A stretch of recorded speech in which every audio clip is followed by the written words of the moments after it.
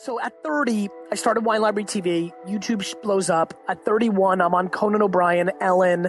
There's articles being written about me. Now they're writing that the business grew from $3 to $60 million in sales. I'm becoming this guy. I got so many goddamn emails from friends in high school during that period when I was showing up in all these magazines and TV shows.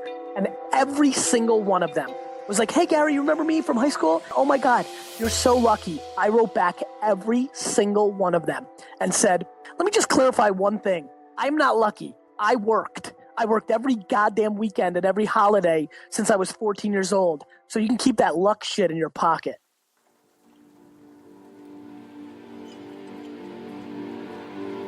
Every day that I live my life, I get 5 to 27 emails from people that are telling me that they are quitting, or they should quit, or are really coming to me as a last resort to convince them not to quit, I think, a lot of times, or maybe give them confirmation that they should quit.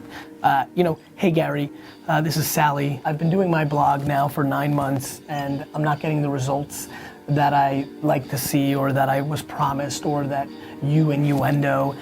Should I give up? Is my content not good enough? Is my voice not good enough? And I think about it every time I see these emails, every time people ask me at conferences, I think about it. I think about how sad I am that I wasn't documenting my life or putting out content or doing the Ask Gary Vee show during those 5.5 years of Wine Library TV. Especially those 18 months when nobody was watching. The story that's never told is the story that I was building Wine Library to a huge company long before Wine Library TV, and that the first month that I did Wine Library TV was the first time that Wine Library had not grown 30% over the prior year's revenue. So not only did I have the patience to let it play itself out and win, it was a scenario where I was actually losing money by being patient. Many of the people that are gonna watch this video are not achieving what they want and are lacking the patience and think everything happens overnight. And that is coming at the cost of an unhappy life, or no loss financially, just loss in time. Just coming at the expense of Angry Birds, or House of Cards marathons, or the bowling team, or hanging out with friends and having a beer, or reading a magazine, or whatever the hell gets you off and excited as a hobby. It's coming at that expense. It's not coming at the expense of actual money or something, or pain, it's coming at the expense of a luxury. And so to me, the insanity, really, and that's what I'm gonna, the disproportional misunderstanding that there's not a person that you can name, not one. There is 0 people that you can name that had it happen overnight. Even the 9-year-old Stevie Wonder and 6-year-old Michael Jackson, there were years of work put in prior by their parents, by their uncles, even with the greatest talents, even with LeBron.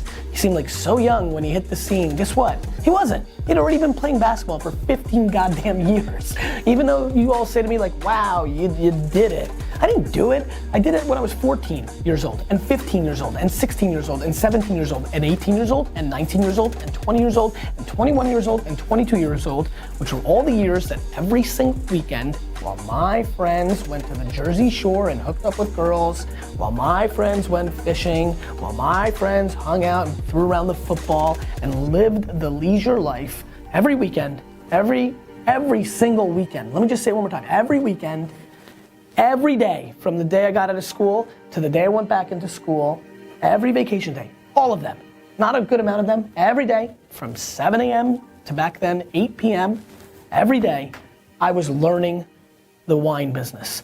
I was honing my craft to be a good salesman. I was figuring out how to be an operator. I watched how my dad interacted with his employees, what I liked about it, what I didn't. I watched my cousin Bobby interact with the employees. I took what I liked from it, what I didn't.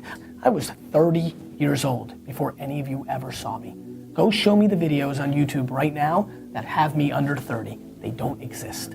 I was putting in the work for half my life, from 15 to 30, where I built an actual business. I put in actual work. And so if you want to tell me that every goddamn moment of my life between 15 and 30 is an overnight success, then knock yourself out. But that is complete bullshit, and every one of you know it. And so when you email me that you've started this thing, that you have the audacity to want it to be the rest of your life, the audacity, really the entitlement, that you think that you should be able to do something that you love so much for the rest of your life, that makes you enough money to be able to do it for the rest of your life, that you're giving up after 4 months, that you're giving up after 2 years. As a matter of fact, every single person watching this video should be trying for that moment for the rest of their life, period. You might hit pay dirt at 80, and cool, then you can really do exactly what you love from 80 to 100. My friends, it is a gift. It is a gift to wake up in the morning and be able to do what you want for the rest of your life. The way you do that is by becoming a quote unquote overnight success. You know, the excuse that everybody uses to deploy against somebody who's actually put in work for the last decade and got themselves into a position where they can do something pretty rad that we all think is cool and we all wish we could do. You know, that thing, the thing that you say to yourself to make yourself feel better about when you're laying in bed and playing a goddamn game on your phone instead of putting in the work to achieve what you want. Nothing in life is free. Nothing happens overnight. It all takes tons and tons of work and tons of talent and tons of serendipity. But my friends, luck, serendipity, there's a forced culture within that. You know, you don't just sit in your room hoping and then something lucky happens. Nobody just knocks on your house's door and says, congratulations, you've been awarded this. Luck comes from being in the right spot.